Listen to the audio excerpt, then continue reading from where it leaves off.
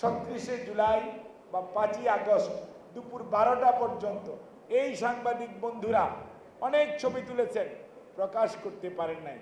12টা 1 কি 2 মিনিটেই প্রথম শুরু হলো আপনাদের লাইভ ধারা বিবরণী, যার মাধ্যমে দেশের মানুষ জানতে পারল সকাল 9:30টা থেকে কি কি ঘটনা ঘটেছে এবং কিভাবে স্বৈরাচার পালিয়ে যাচ্ছে। কাজেই এই যে পরিবর্তন, এই পরিবর্তন কি একদিনে হয়েছে? একবারে হওয়ার কথা, হওয়ার সম্ভাবনা ছিল। কাজে আজকে সে আলোচনার আমাদের সভাপতি, জেডেবের নবনির্বাচিত সভাপতি প্রকৌশলী ফখরুল, এখানে উপস্থিত বিএনপির 2 জন যুগ্ম মহাসচিব, একজনকে আপনারা 2 জনকে আগে থেকে চিনেন, একজনকে একটু বেশি চিনেন। স্বৈরাচার 90 স্বৈরাচার বিরোধী আন্দোলনের ঢাকা বিশ্ববিদ্যালয় ডাকসু, তখন উনি জিএস ছিলেন। স্বৈরাচার বিরোধী আন্দোলনের যে ছাত্র আপনাদের সংগঠন সর্বদলীয় ছাত্র ঐক্য, তার অন্যতম সংগঠক জনাব খায়রুল কবির খোকন, সাবেক সংসদ সদস্য। আর আরেকজন যুগ্ম মহাসচিব বিএনপির, ইনিও একজন লয়ার পেশায়, এবং ইনি জনাব অ্যাডভোকেট আব্দুল সালাম আজাদ, এবং ইনিও স্বৈরাচার বিরোধী আন্দোলনে মাঠেই ছিলেন, পরবর্তীতে বিভিন্ন পদে এসেছেন। এখানে বসা আছেন বিভিন্ন পেশার সম্মানিত পেশাজীবী নেতৃবৃন্দ, বিভিন্ন এই টেক্সটাইলের সাথে সম্পৃক্ত যে ইন্ডাস্ট্রি, তার মালিকদের প্রতিনিধি আছেন। এখানে অন্যান্য প্রফেশনের অর্গানাইজেশনের নেতারা আছেন, এবং সম্মানিত টেক্সটাইল ইঞ্জিনিয়াররা আছেন, সাংবাদিকরা আছেন। আমি এই কথাগুলো প্রথমে বললাম এই জন্যই যে আমরা আজকে অনেক নেগেটিভস, অনেক কথা শুনি। আমরা সব কথাকেই শুনবো, চিন্তা করব, তারপরে আপনার কমেন্টস করব, তাহলে দেখবেন ভুল কম হবে। আর যদি আপনি নাই শুনেন, চিন্তা না করেন, তাহলে ভুল হয়ে যাবে।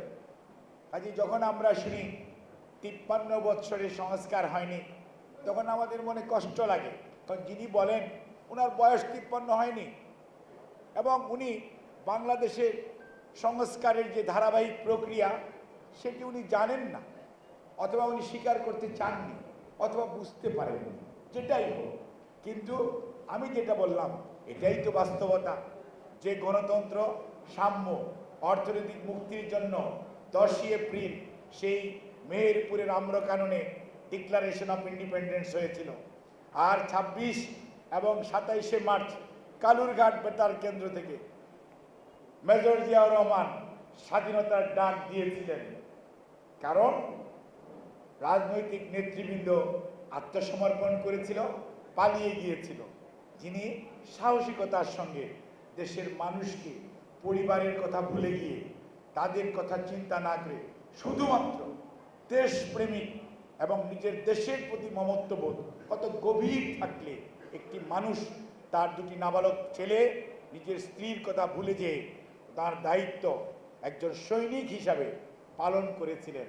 পালন করেই উনি বসে থাকেন নাই, উনি কিন্তু অস্ত্র হাতে রণাঙ্গনে নেমে পড়েছেন, এবং 9 মাস যুদ্ধ পরবর্তীতে এই বাংলাদেশ পতাকা ভূখণ্ড আমরা স্বাধীনতা পেয়েছি।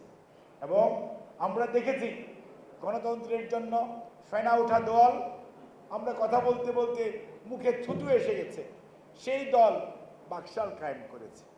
সেটিও একটা পরিবর্তন, ভালো না মন্দ পরে বলবো।